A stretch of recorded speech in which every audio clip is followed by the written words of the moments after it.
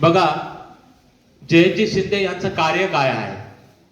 प्राणीप्रेम, त्यांचं संवर्धन, जखमी आणि आजारी प्राण्यांच्या सेवेला स्वतःचे ध्येय मानणारे जयजी शिंदे मागील 5 वर्षापासून लाईफ केअर ॲनिमल वेलफेअर असोसिएशनचे सचिव म्हणून ते कार्यरत आहेत। जसं माणसांना हक्क असतात तसं प्राण्यांना, पक्ष्यांना सुद्धा हक्क असतात आणि प्राण्यांच्या हक्काबाबत जागरूकता निर्माण करणे, जखमी प्राणी पक्षी यांच्या उपचारासाठी व्यवस्था उपलब्ध करून देणे आणि त्यांच्या सातत्याने प्रयत्न केले माध्यमातून त्यांनी समाजामध्ये, आपल्या छत्रपती संभाजीनगरमध्ये आणि महाराष्ट्रामध्ये स्वतःची आगळीवेगळी ओळख निर्माण केलेली आहे।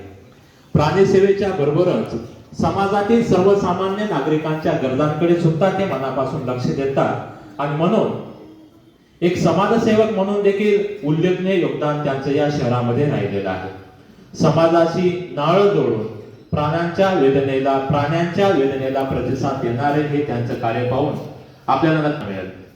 आपण आता सगळेजण पतंग उडवतो, आपलं देखील प्रबोधन केलं जात आहे की नायलॉन मांजाचा वापर पतंग उडवण्यासाठी करू नये।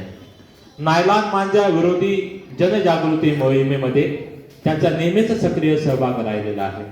महानगरपालिका, life care animal welfare association, Maharashtra police विभाग, स्मार्ट सिटी आदी संस्थांच्या संयुक्त उपक्रमातून नायलॉन मांजा वापरण्यावर शासनाने बंदी घातलेली आहे आणि मुलांकडून नायलॉन मांजाचा वापर झाल्यास पालकांवर आणि त्यांच्यावर सुद्धा कडक कारवाई करण्याची तरतूद करण्यात आलेली आहे।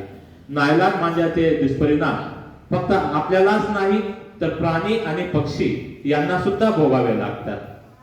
नायलॉन मांजामुळे उडणाऱ्या पक्ष्यांचे मान, गळे कापून त्यांचा मृत्यू होतो, तसेच वाहन चालक यांच्या मानेला सुद्धा इजा होते आणि अपघात सुद्धा घडत असतात।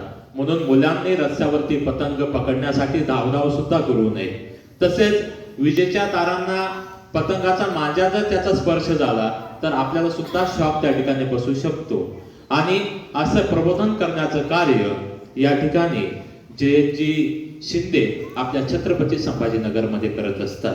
मी विठ्ठलजी राठोड सरांना विनंती करतो की त्यांनी जयजी शिंदे यांचा विद्यालयाच्या वतीने सन्मान करावा।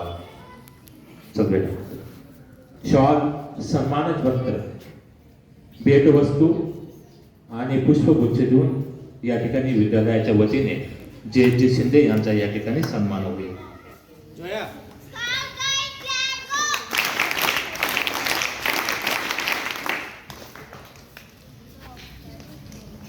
धन्यवाद सर।